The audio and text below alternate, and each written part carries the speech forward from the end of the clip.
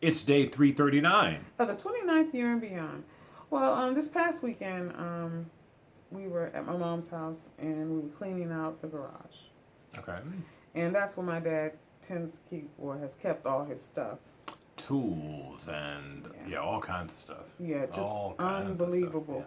And with him having dementia, he's very sensitive about his things. Yeah. Okay. And so we were a little frightened, a little scared how he was going to behave because he can get, a little riled up sometimes. And when we asked him to move the car out the garage, he was grumbling. But we pressed on. My mother's learned not to respond when he says things, and we just pressed on. So we got to going through stuff, and we found Christmas presents he hadn't opened. We found Wow. tools that had barely been touched. But what we found was years and years of what this man had accumulated, tinkering and fixing and being dad. Yeah.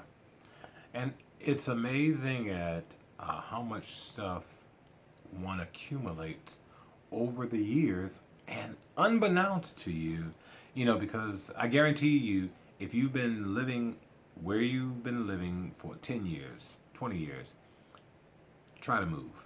And it'll be like as if stuff is coming out of the woodwork. I mean, Yeah. stuff will be coming from places, and you would be amazed at how much stuff.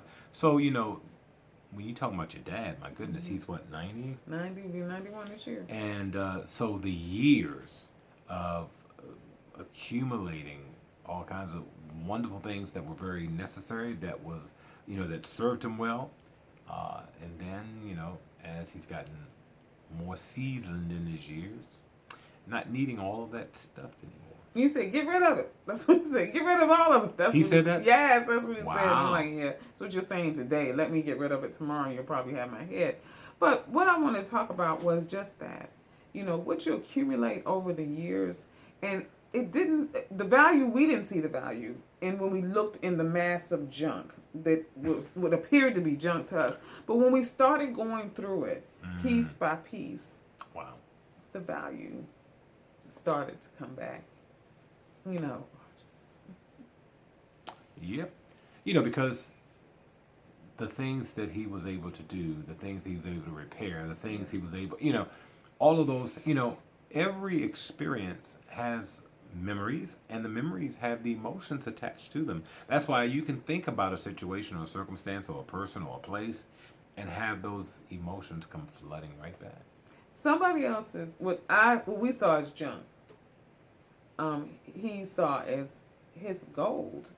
And so, when you're in a love relationship with someone, the stuff that they have, you may see it as junk, but there may be memories tied to those items that enhance your marriage. Well, and one of the things that I think you would want to be mindful of is that everything is not about monetary value. That's right. Some of the greatest value has nothing to do with how much something cost, right? So there is a value that something has based on what it means to the one that possesses it, the experiences. I'll never forget.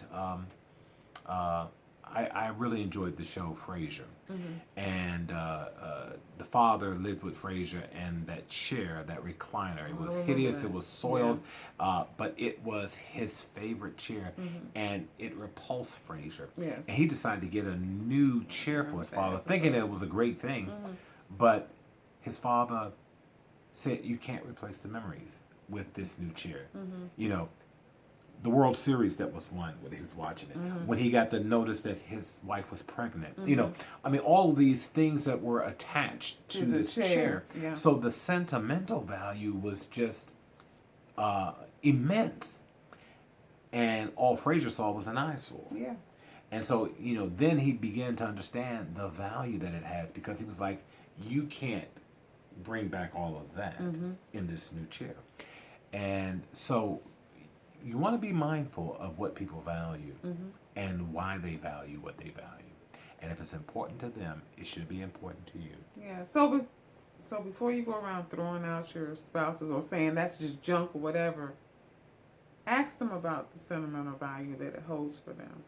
Until tomorrow, if the Lord says the same. Bye.